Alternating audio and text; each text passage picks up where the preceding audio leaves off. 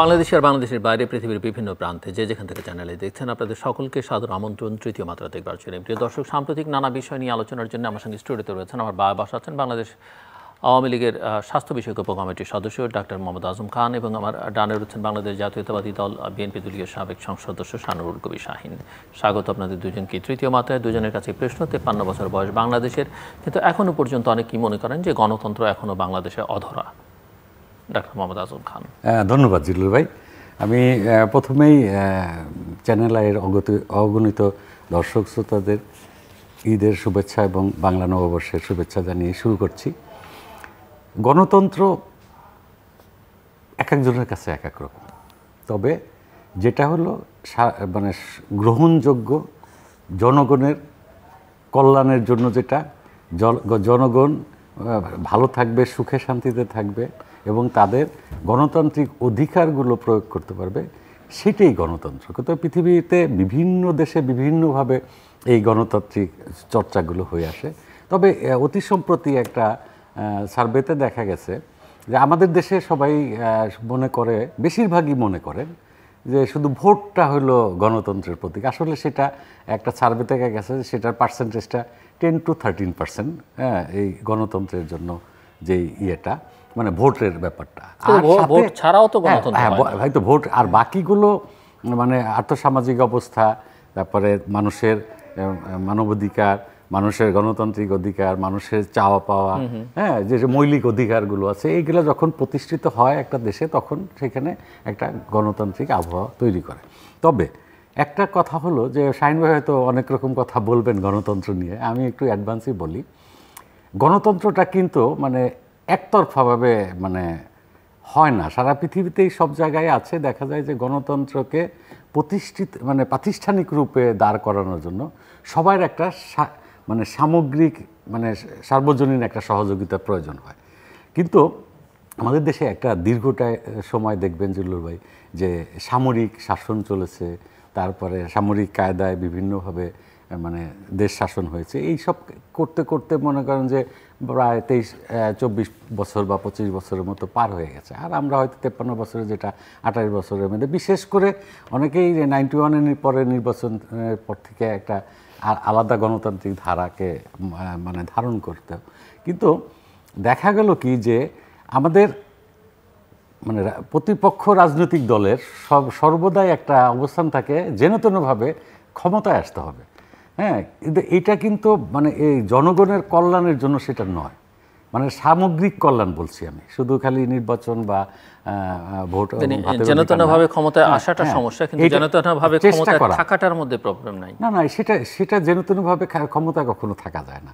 আমি জিল্লুর ভাই খুব স্পষ্টভাবে বলতে পারি, পৃথিবীতে মানুষ, বিশেষ করে যে বাঙালি জাতি, বীরের জাতি, আপনি দেখেন 52 ভাষা আন্দোলনের সময় সারা পৃথিবী, এই ইউরোপ আমেরিকা, যেখানে যেই সব দেশে গণতন্ত্রের প্রতীক হিসাবে আমরা ধরে বিভিন্ন রকমের চর্চা করি, সেই দেশগুলো অবাক হয়ে গিয়েছিল যে এই নিরস্ত্র বাঙালি, এই অস্ত্রের মানে পৃথিবীর চৌখস, তখন পাকিস্তানি সেনাবাহিনী খুব চৌখস সেনাবাহিনীর সামনে রাস্তায় নেমে গেছে এবং অকাতরে গুলি খেয়ে মারা যাচ্ছে। তারপরে তাদের মিছিল এবং তাদের মানে অগ্রযাত্রা থামাতে পারছে না।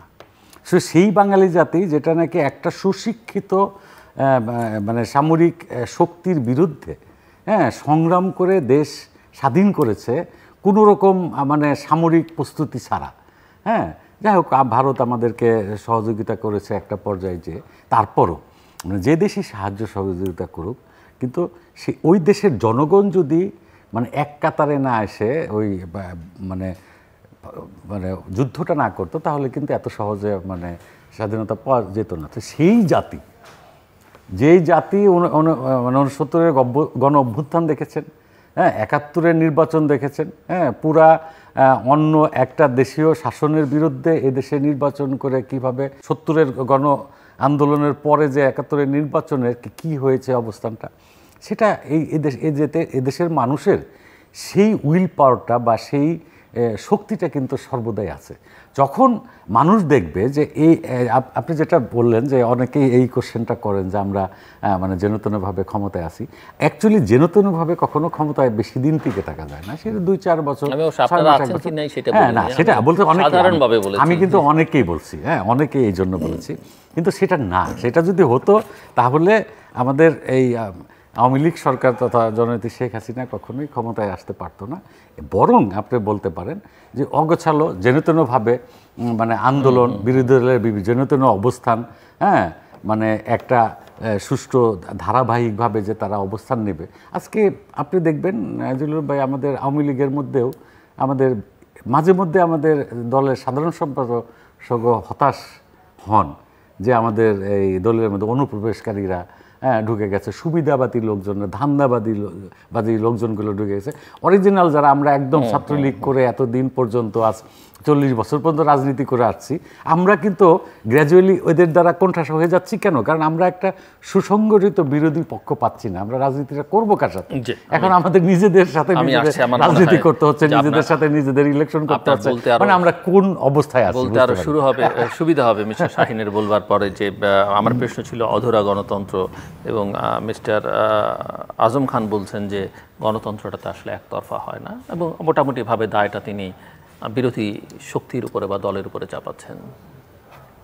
ধন্যবাদ জিল্লুর ভাই, ধন্যবাদ আজম ভাইকে আজকের এই তৃতীয় মাত্রায় আমাকে আমন্ত্রণ করার জন্য। চারিদিকে ভয়, আতঙ্ক আর অভাব অনটন, এর ভিতরেও আমাদের মুসলমানদের জন্য সবচেয়ে বৃহৎ উৎসব ঈদ উল ফিতরের শুভেচ্ছা এবং বাংলা নববর্ষের শুভেচ্ছা। যে কথাটা উনি বললেন যে উন্নয়ন এবং গণতন্ত্র, এটা কিন্তু আজম ভাইয়ের বা আমাদের দেশের প্রধানমন্ত্রী উনি কিন্তু বহু আগেই বলছেন উন্নয়ন আগে গণতন্ত্র পরে। উনি কিন্তু বেশ অনেক বছর আগে কথাটা বলছেন, আপনাদের নিশ্চয়ই মনে আছে। তো ওনারা তো গণতন্ত্রে বিশ্বাস করে না, উন্নয়নের কথা বলে যে উন্নয়ন আগে গণতন্ত্র পরে। তা আমাদের দেশের গণতন্ত্র তো বর্তমান তো ওই যে নর্থ কোরিয়ান স্টাইলের গণতন্ত্র চলতেছে। দমন পীড়ন, নিপীড়ন, হত্যা, গুম, জেল, জুলুম, নির্যাতন, মামলা হামলা, তার অভাব এই দেশে মানুষের কাছে নাই। মানুষ আজকে 50 লক্ষর উপরে মামলা ওনারা করে রেখেছেন। আমাদের দলের নেতাকর্মী, বিভিন্ন পর্যায়ের নেতাকর্মীদের বিরুদ্ধে এইভাবে ওনারা দমন পীড়ন করে নর্থ কোরিয়ার স্টাইলে ওনারা গণতন্ত্র প্রতিষ্ঠা করতে চায়। আর গণতন্ত্র একতরফা হয় না, এটা তো কথা ঠিকই বলছেন উনি। গণতন্ত্র একতরফা হবে না, কারণ এখানে তো ওনারা তো একতরফা ছাড়া অন্য কিছু চিন্তা করে না, কারণ ওনারা তো চায় সব কিছু একতরফাই।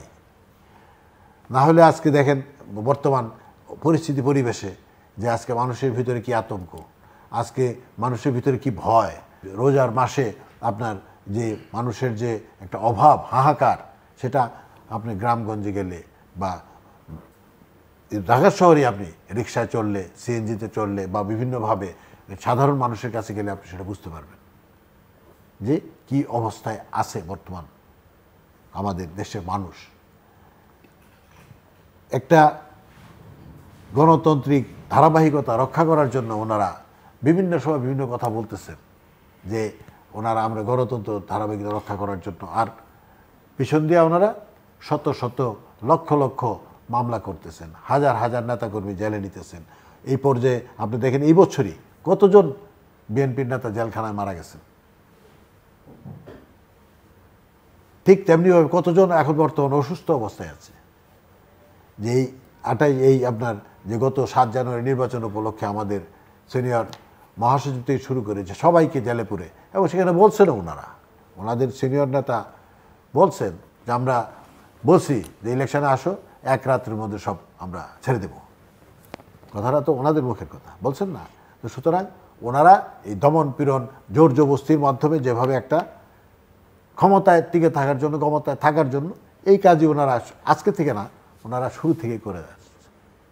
শুরু থেকে আমি বলতেছি মানে দেশের স্বাধীনতা পরবর্তী সময় থেকেই ওনারা যখনই ইলেকশনের নামে একটা সিলেকশন করেন, সেটা আমরা ওই 73-এর নির্বাচনে দেখেছি। আপনার এরপরে এই যে 8 সালের পরে থেকে এই পর্যন্ত ওনারা 14 সালে বলেন, 18 সালে বলেন, এখন এই 24 সালে বলেন, একই কায়দায় ওনারা করে যাচ্ছেন।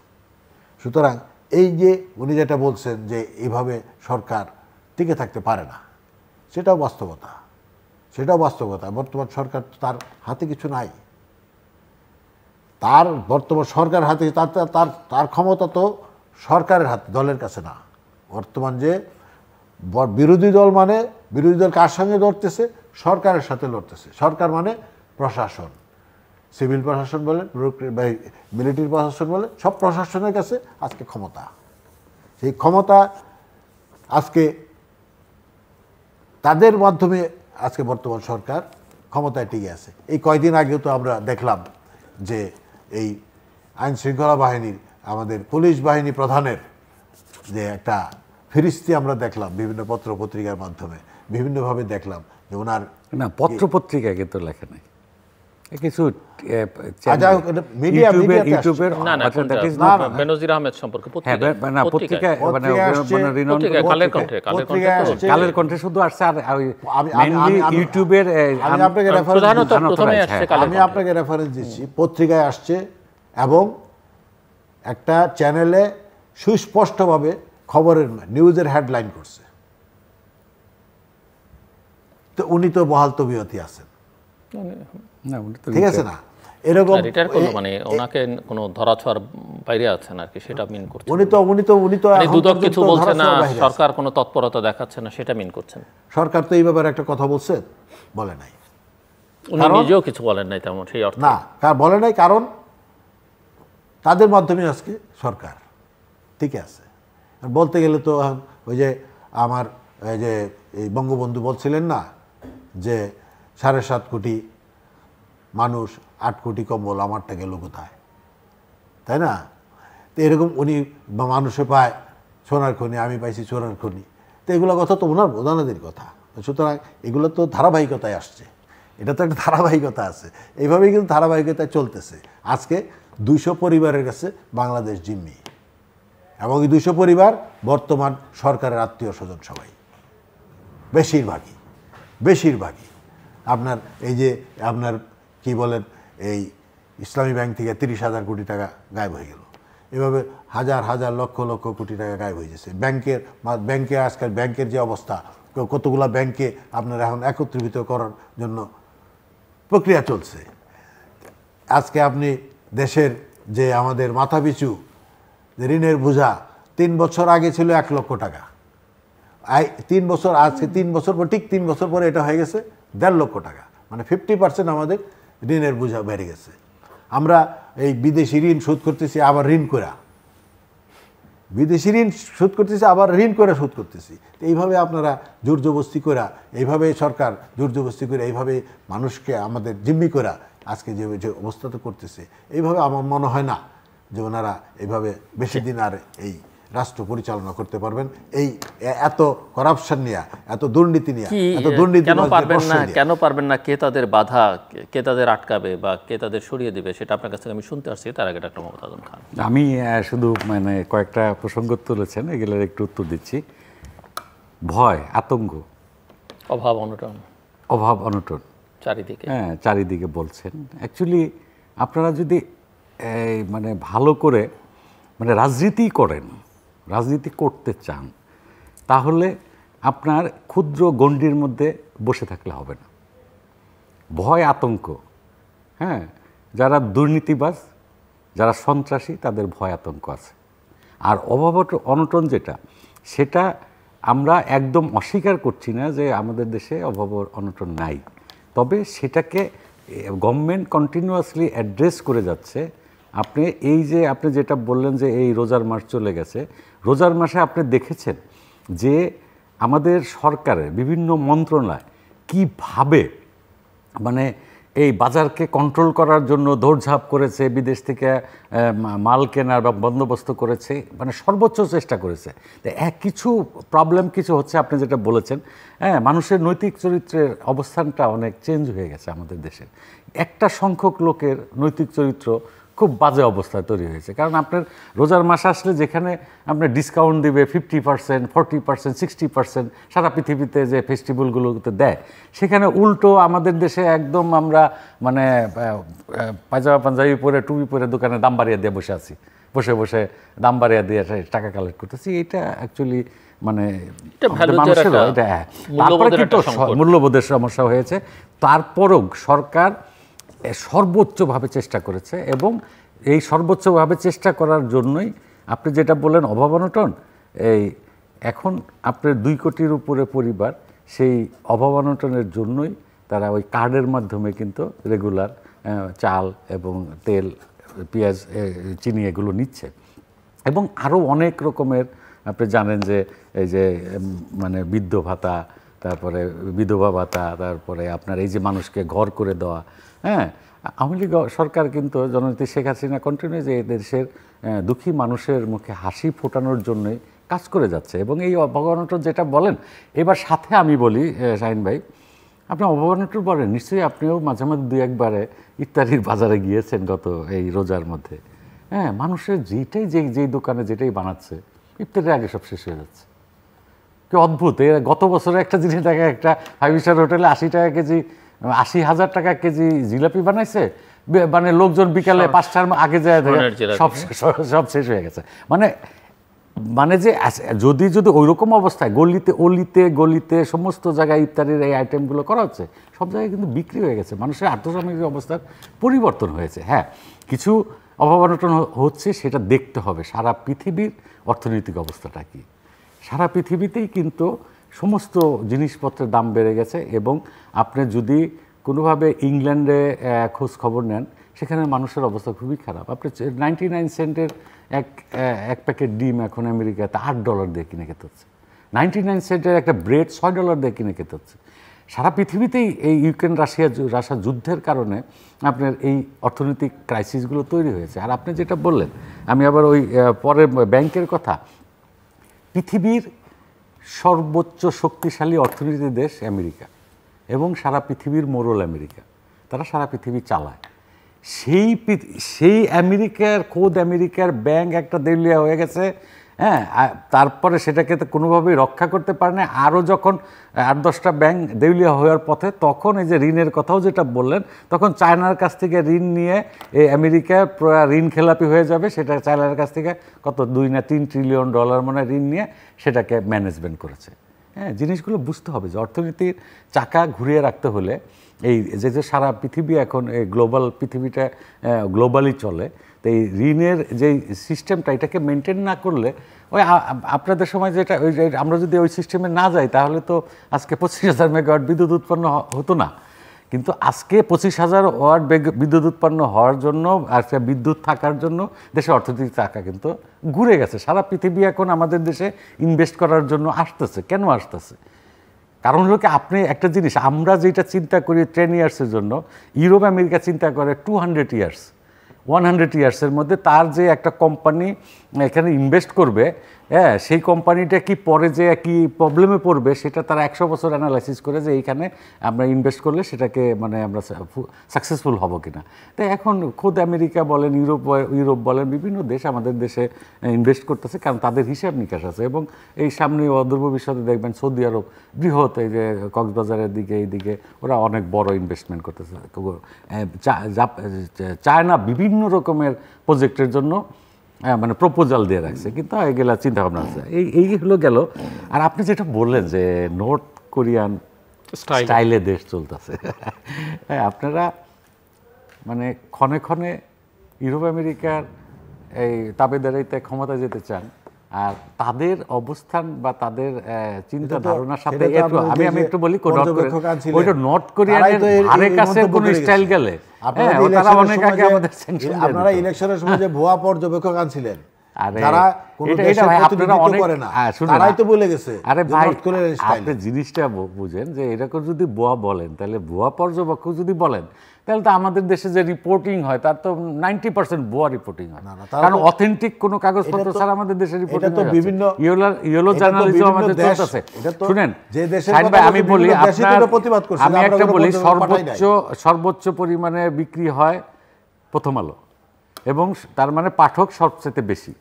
আপনি জাস্ট যদি নিবিড়ভাবে সেই প্রথম আলো পত্রিকাটা পড়েন, তাহলে মানে সেখানে ইয়েলো জার্নালিজমের ব্যাপারটা দেখবেন যে হেডলাইন কিভাবে দিছে আর ভিতরে বর্ণনাগুলো লাস্ট পেজে যে বর্ণনা কি আছে। তো এইগুলো হচ্ছে যে এই যে আমাদের মানুষ, দেশের মানুষ প্রথমে যেটা হেডলাইন আছে এটা দেখে একটা মানুষতাত্ত্বিক একটা চেঞ্জ করে ফেলে।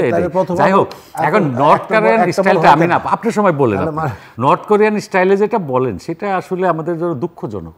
হ্যাঁ, তার মানে আপনাদের চিন্তা ভাবনা মনে হয় নর্থ কোরিয়ান স্টাইলের গণতান্ত্রিক। আরেকটু আমি আর দেখবেন, আপনি বলেন যে মামলা 50 লক্ষ, মামলা আপনারা রাজনীতি করবেন, আপনাদের রাজনৈতিক নেতারা সে ভুল সিদ্ধান্ত নেবে, রাজনীতি করতে পারবেন না, আবার রাজনীতির মাঠে বড় বড় কথা বলবেন, তাহলে আপনার গণতন্ত্র প্রতিষ্ঠা করতে পারবেন। আপনার নেতা ভারপ্রাপ্ত চেয়ারম্যান সে বলল যে আপনারা বেল নেবেন না, কোর্টে যাবেন না, খাজনা দিবেন না, ট্যাক্স দিবেন না, মিউনিসিপ্যালিটির কোনো ট্যাক্স দিবেন না, গভর্নমেন্টকে ট্যাক্স দিবেন না, একটা ডিক্লারেশন দিয়ে মানে কি আপনার নন কোঅপারেশন একটা ডিক্লারেশন দিয়ে দিল।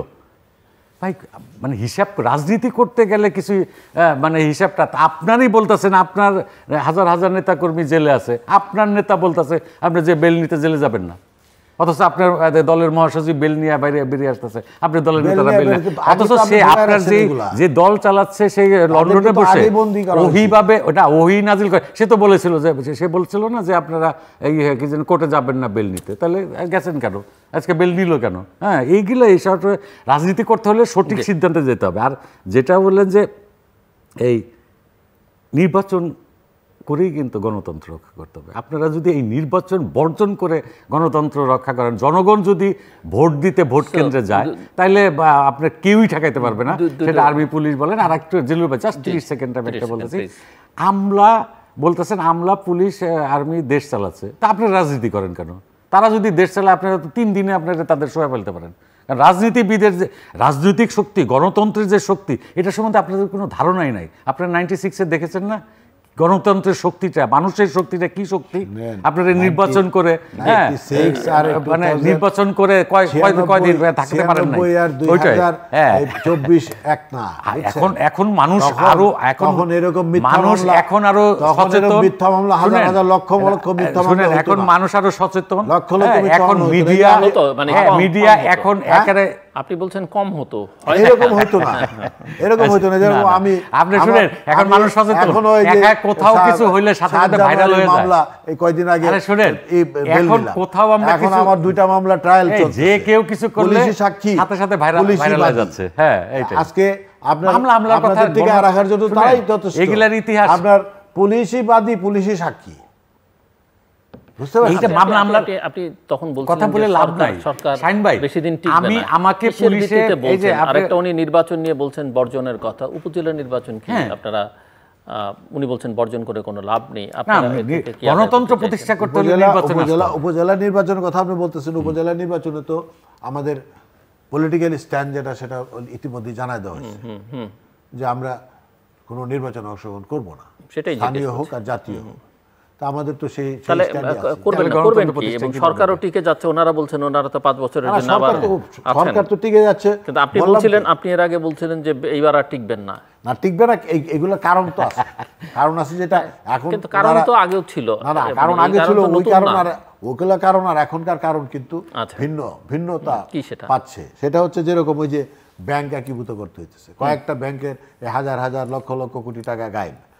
কিছুদিন আগে আমেরিকার মন্ত্রী ওনার হলফনামায় কি দেখাইছে, আর ওনার সম্পদের হিসাব কি হয়েছে, উনি কিন্তু সাংবাদিক সম্মেলন করে তার স্টেটমেন্ট দিয়েছে যে খবর নেন ওনার টাকাটা কোথা থেকে এসেছে। উনি শুনেন, উনি এই ব্রিটিশ গভর্নমেন্টের কাছ থেকে লোন নিয়েছে, করোনার প্যান্ডেমিকের সময় সে রিস্ক নিয়ে, শুনেন সে প্যান্ডেমিকের সময় রিস্ক নিয়ে এখান থেকে কোনো একটা টাকাও যায় ঠিক না, আছে, তো সব ব্রিটিশ গভর্নমেন্টের টাকা। আমি আপনার ওইখানের ব্যাংকের টাকা লোন নিয়ে সে বেশি দামে আপনার বিরুদ্ধে একটা অভিযোগ দিলাম। হ্যাঁ, অভিযোগটা সত্য না আপনি বলতেছেন, ঠিক আছে, তা আপনি আমার বিরুদ্ধে আপনি মানহানি মামলা করেন না কেন? আপনি প্রতিবাদ করলেন এতটুকু কি এত বড় যে একটা আপনার বিরুদ্ধে যে এত বড় একটা অন্যায় করছেন আপনি, এগুলো হলফনামাতে নাই, আপনি আপনি তাদের বিরুদ্ধে তো একটা পদক্ষেপ নিলেন না। আমি বুঝলাম না, আমি আপনাকে ক্লিয়ারলি বললাম না না আপনি বুঝলেন না কেন? গভর্নমেন্টের টাকা। কারণ যারা শুনেন, যারা এই রিপোর্টটা প্রকাশ করছে জাভেদ তারা তো সাহেবের একটা আন্তর্জাতিক সংস্থা। শাহিন ভাই, তারা তো আর আপনি শুধু শুনেন, এই বাংলাদেশের জাভেদ সংস্থা সাহেবের না। আমি বলি, এই জাভেদ সাহেবের ফাদার আখতারুজ্জামান ভাইয়ের যেই মানে সম্পত্তি, সেই তার আমলেই লন্ডনে 4টা বাড়ি আছে। আপনি হ্যাঁ, এবং শুনেন, তার আমলে নিউ ইয়র্কে তাদের বাড়ি আছে, জিনিসটা বুঝেন।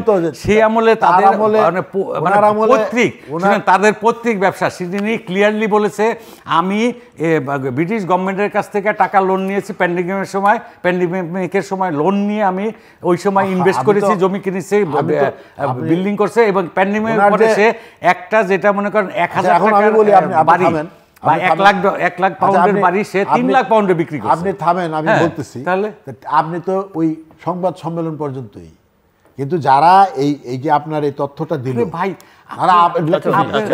আমি বলতেছি আপনারা পর্যন্ত আমাকে বলতে দেন, আপনারা কোনো ইয়ে করেন, ঠিক আছে, আমাকে বলতে দেন, আপনারা মামলা করেন, আপনি আমাকে বলতে দেন, বলেন, তাহলে আপনি বলতে থাকেন, বসে শুনি। না, ওই যে আপনারা আমাদের আপনারা তো এখানেই তো আওয়ামী লীগ, এটাই তো আওয়ামী লীগ, এটা আপনারা আওয়ামী লীগের পরিচয় দেন, বুঝছেন না?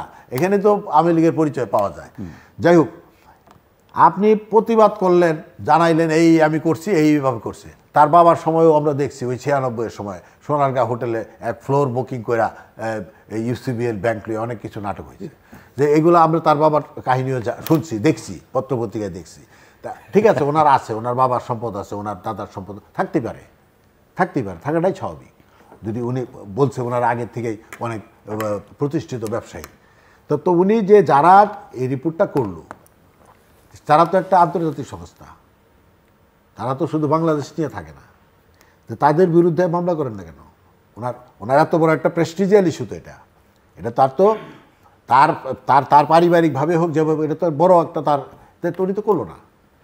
নাম্বার 1, আপনার যে ভোট কেন্দ্রের কথা বললেন, ভোট কেন্দ্রে তো মানুষ কি কত % হয়, কতজন ভোট যায়, ভোটের ব্যাপারে মানুষ কোনো আগ্রহী নাই। এখন ভোটের ব্যাপারে কোনো আগ্রহী নাই, সাধারণ মানুষের কোনো আগ্রহী নাই। বলে যে ভোট দিয়ে কী হবে, ভোট দেওয়ার দরকার কি, ভোট দিলে লাভ কি? মানে ভোটের এই জন্য ভোটের 5% 7% ভোট পড়ে, সেটারে আমরা বানায় ফেলাই 30%, 40%, 50% বানায় ফেলাই। যে এইভাবে তো আমি যেটা বলতেছিলাম আপনাকে, যে আপনি যে বিদ্যুতের কথা বললেন, বিদ্যুৎ এখন আমি আমার নাম্বার দিই এলাকা, আপনি ফোন দিয়ে জানেন যে বিদ্যুৎ আছে নাকি। আমি সন্ধ্যায় আসছি ঢাকায়, আইসে আপনার এখানে আসলাম, এখন 18 ঘন্টা বিদ্যুৎ থাকে না। আমি বললাম আপনি দেখেন, এটা এই যে এই বিদ্যুৎ আপনি বসায় বিদ্যুৎ হাজার 90,000 কোটি টাকা আপনি দিতেছেন এই বিদ্যুৎ কেন্দ্রের জন্য বসে। তারা 1 মেগাওয়াটও বিদ্যুৎ সাপ্লাই দেয় না। তো এই যে এইভাবে আমি যারা বলতেছেন, এই যে সিন্ডিকেট তো 200 পরিবারের মধ্যে। আপনি খুব বললেন এই সিন্ডিকেট ভেঙে দিব, এই করবো, সে করবো। সিন্ডিকেট কার আমি চিনি, আপনি তারা চিনে, সরকার চিনে না, তাদের আইনশৃঙ্খলা বাহিনী আছে না, জানে না, সবই জানে। কিন্তু এই যে কয়দিন খুব হোটেল রেস্তোরাঁয় খুব চললো, এখন আবার নাই। এগুলো হচ্ছে মানে সব কিছু লোক দেখানো, আইওয়াশ কারবার সব চলে এইগুলো দিয়ে। এগুলো কিন্তু মানুষের ভিতরে এখন অন্যরকম, সবচেয়ে বড় যখন মানুষের যখন দেয়ালে পিঠ ঠেকে যায়, অর্থাৎ পেটে যখন খাবার না থাকে, তখন কিন্তু মানুষ তখন আর কোনো পথ দেখে না। যে আপনি যেটা বললেন, যে এই যে আমি বললাম যে আজকে 3 বছরে আপনি আমাদের মাথাপিছু ঋণের বোঝা 50%, 50% বেড়ে গেছে। তো এই আমি ঋণ শোধ করতেছি, ঋণ করা, এই যে এইগুলো করা, যে এখন পরে দেখা যাবে ওই যে শ্রীলঙ্কাতে যেরকম হাফ প্যান্ট পরে পলাইছিল, তো এরকম হইতে পারে আমাদের দেশে, এরকম হইতে পারে, বুঝছেন না? তো এই যে বিষয়গুলো যে আমি বললাম, যে আমি যেটা বললাম যে এখানে, কারণ তাদের যে দমন পীড়ন নীতিটা, নর্থ কোরিয়া তো নর্থ কোরিয়ান স্টাইল, তো বুঝছেন না? তাদের দমন পীড়ন নিয়ে তো কথা কথা কথা কথা বলা যাবে না, আপনার সভা সমাবেশ করা যাবে না, আপনার কোথাও এই দাঁড়ায় 5জন কথা বলা যাবে না, এই ধরনের কিছু হইলে আপনার গুম খুন মামলা এই ধরনের কারবার করে আজকে মানুষের ভিতরে একটা যে ভয় আতঙ্ক সৃষ্টি করছে, যার দরুন মানুষ আজকে এই ত্রাহি ত্রাহি ভাবের ভিতরে তারা চাচ্ছে এই যে বর্তমান যে অবস্থা আমাদের সরকারের, যে আমাদের যে মানে মূল মানুষের যে এই যে দ্রব্যমূল্য বৃদ্ধি থেকে শুরু করে সবকিছু এই বিষয়গুলো এবং এই যে অভাব অনটনের বিষয়গুলো সামনে খুবই প্রকট আকারে ধারণ করবে এবং হয়তোবা এরকম শ্রীলঙ্কার মতো একটা ঘটনা ঘটতেও পারে। ডক্টর আজম খান শ্রীলঙ্কার মতো, কিন্তু আমার প্রশ্ন হলো যে এই একতরফা গণতন্ত্রের ভবিষ্যৎ আসলে কি? আসলে এটা নিয়ে আমরাও চিন্তিত। আমি কিন্তু অনেকবার বহুবার এখানে বলেছি, হ্যাঁ, যদি শক্তিশালী একটা বিরোধী পক্ষ না থাকে, কিন্তু বিরোধী দলকে শক্তিশালী করবার বিপরীতে দাঁড়িয়ে আপনারা বিরোধী দলকে শক্তিহীন করবার চেষ্টায় লিপ্ত, এই অভিযোগ তো আপনাদের বিরুদ্ধে। তাদের রাজনৈতিক সিদ্ধান্তের ভুলের কারণে তাদের কিন্তু বিএনপি আপনার যথেষ্ট কর্মী বাহিনীর সাপোর্টার আছে, কিন্তু নেতৃত্বের মানে সিদ্ধান্তহীনতা এবং সঠিক সিদ্ধান্ত না নেওয়ার কারণেই কিন্তু আপনার এই পরিস্থিতিগুলো তৈরি হচ্ছে, যেটাতে আমরাও চিন্তিত যে আমরা রাজনীতিটা করবো কার সাথে। হ্যাঁ জিলু ভাই, আপনি যেটা বললেন যে এই যে গণতন্ত্রহীনতা কিন্তু যারা গণতন্ত্রকামী, যারা গণতন্ত্রকে প্রতিষ্ঠিত করতে চায়, প্রাতিষ্ঠানিক রূপ দিতে চায়, তারা কিন্তু চিন্তিত। কারণ হলো যে আমাদের একদম অ্যাবসলিউটলি সরকার সব কিছু সঠিক কাজটি করবে সেটা ঠিক না, কিন্তু একটা পক্ষ থাকতে হবে তারা চোখে আঙ্গুল দিয়ে দেখিয়ে দিবে যে এই কাজটা সঠিক হচ্ছে না। হ্যাঁ, তখন কিন্তু সরকার এই তটস্থ হয়ে সেটা করবে। আমরা দুর্ভাগ্য, আমাদের জাতির দুর্ভাগ্য, আপনার সুশীল সমাজ বলেন, হ্যাঁ, সুশীল সমাজও 2 ভাগে বিভক্ত। আমরা কোথায় আছি? সুশীল সমাজ থাকবে, কিছু লোক থাকবে যাদের কথা পুরা জাতি নড়েচড়ে বসবে। হ্যাঁ, আমরা সেই ধরনের লোক পাচ্ছি না, সেই ধরনের মানে নৈতিকতা সম্পূর্ণ লোক আমরা পাচ্ছি না, সেটাও 2 ভাগে বিভক্ত। তো এখন আমাদের এই যেটা বললেন গণতন্ত্র প্রতিষ্ঠা মানে প্রাতিষ্ঠানিক রূপ পেতে হলে সবারই কাজ করতে হবে। তবে হ্যাঁ, আমাদের সরকার তথা জননেত্রী শেখ হাসিনা কিন্তু ট্রাই করছে, চেষ্টা করছে, কিন্তু রাজনৈতিকভাবে এমন ভুল সিদ্ধান্ত বিরোধী পক্ষগুলো নিচ্ছে যেটাতে আমাদের মানে গণতন্ত্রের জন্য কিছু ক্ষতিকর দিক হইল। এক সময় যে এই প্রাতিষ্ঠানিক রূপ পাবেই আমি তো একটু আগে যেহেতু উদাহরণ দিয়েছি যে ইউরোপ আমেরিকার কথা, আমেরিকাতেও আপনার এই গণতন্ত্র প্রতিষ্ঠা করার জন্য এক সময় গৃহযুদ্ধ পর্যন্ত হয়েছে। তো এগুলো মানে এই ঘাত প্রতিঘাতের পরে কিন্তু এক সময় হবে। এখন আমি বলি যে আপনি বলছেন যে এদেশের জনগণ ভোটের ব্যাপারে আগ্রহী না। ভাই, ভোটের ব্যাপারে আগ্রহী না, তার মানে আপনাদের আগ্রহ হারিয়ে ফেলেছে কেন? সেটা আপনারা অ্যানালাইসিস করেন, আপনারা খুঁজে বের করেন। আপনারা ভোটে আসবেন না, তো এখন আওয়ামী লীগের একজন ক্যান্ডিডেট দাঁড়িয়ে আছে। এই দেশে যেহেতু আমি একটু আগে বললাম 2 ভাগে বিভক্ত হয়ে গেছে, তো আওয়ামী লীগের একজন ক্যান্ডিডেট তার এগেস্টে কোনো ক্যান্ডিডেট নেই। ওই যে একজন সকালে যে কষ্ট করে ভোট দিয়ে ছুটি পাইছি, ঘুমাই যে ওইটাতে ক্যান্ডিডেট তো একজনই, আর কোনো শক্তিশালী কোনো ক্যান্ডিডেট আমি ভোট না দিলেও সে ভোট পাবে, যার জন্য ভোটের পার্সেন্টেজ কমে যাচ্ছে, 1 নম্বর।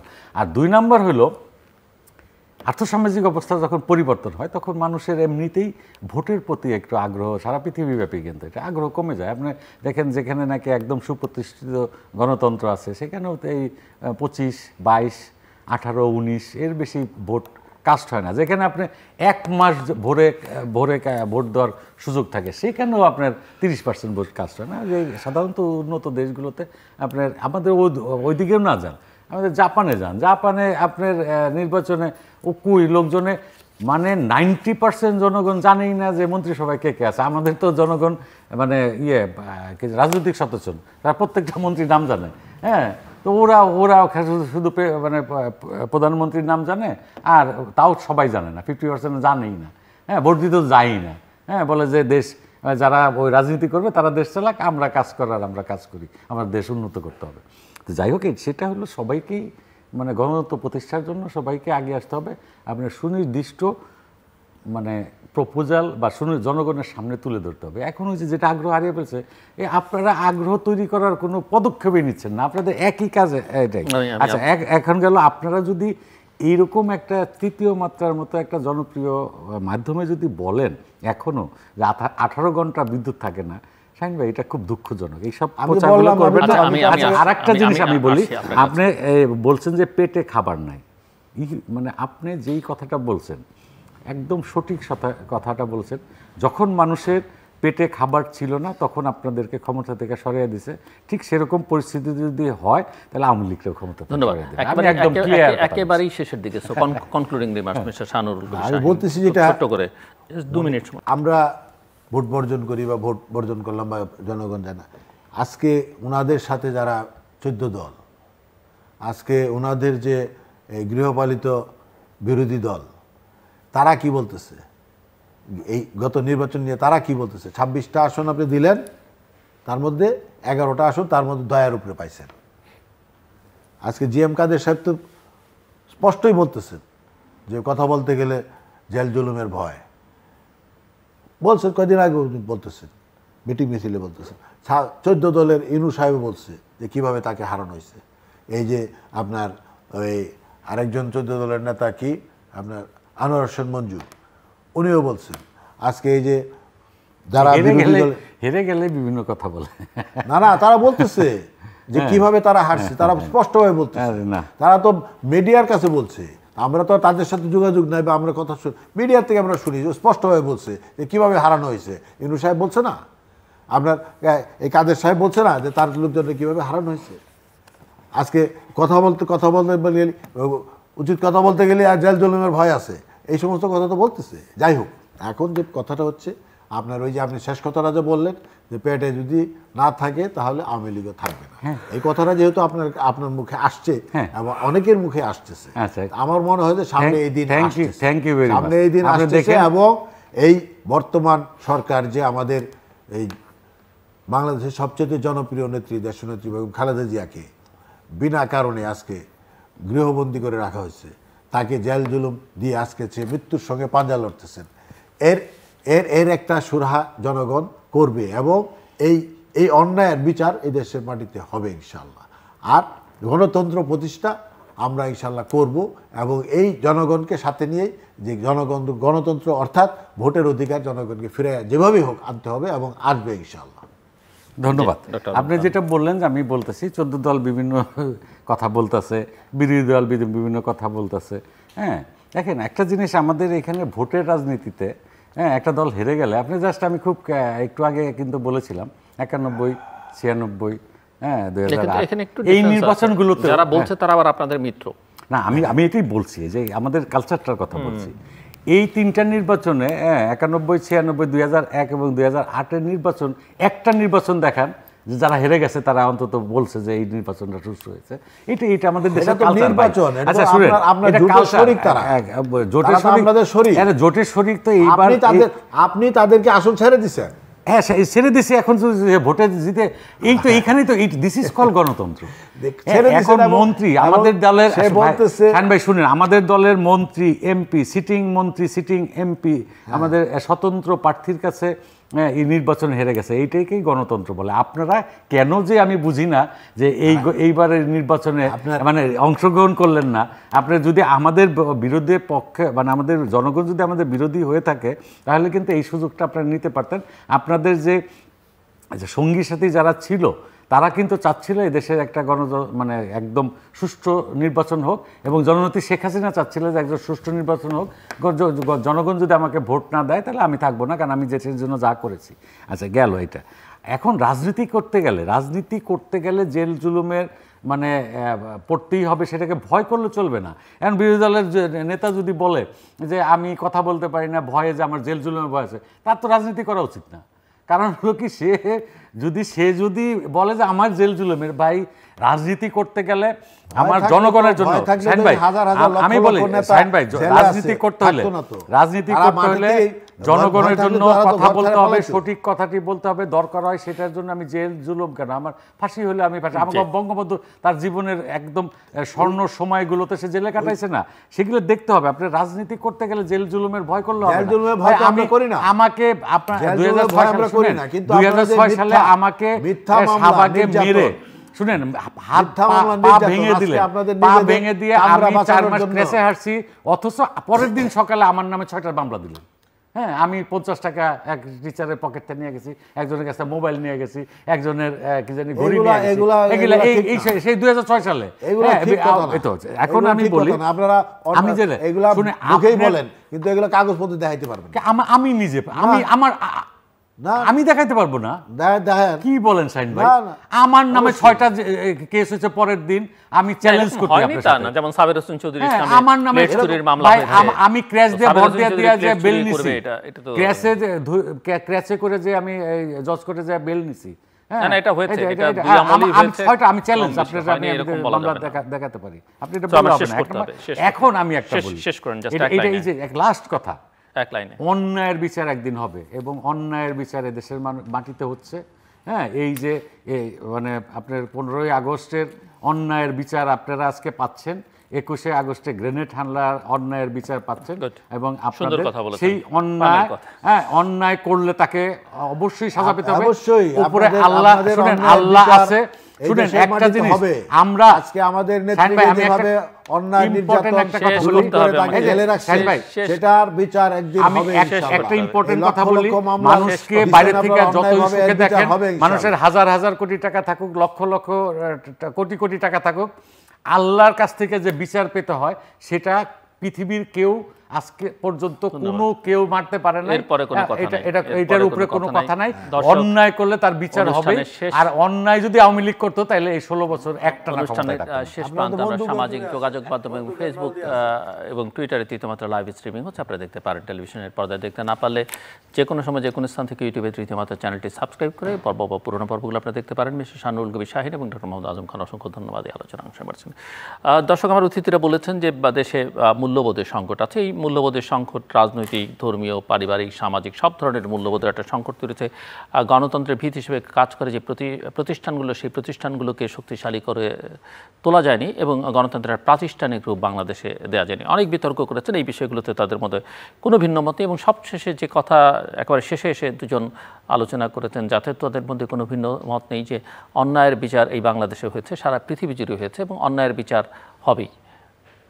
সব সময় অন্যায়ের বিচার প্রকৃতি করে, যারা সৃষ্টিকর্তা বিশ্বাস করেন, সৃষ্টিকর্তা করেন, আর দেশের প্রচলিত বিধিবিধান অনুযায়ী তো হয়, কোনো না কোনোভাবে অন্যায়ের বিচার হবেই, এবং সেটাই যেন আমাদের সবার মাথায় থাকে। আমাদের সঙ্গে থাকবার জন্য অসংখ্য ধন্যবাদ, আপনাদের সবার জন্য শুভকামনা।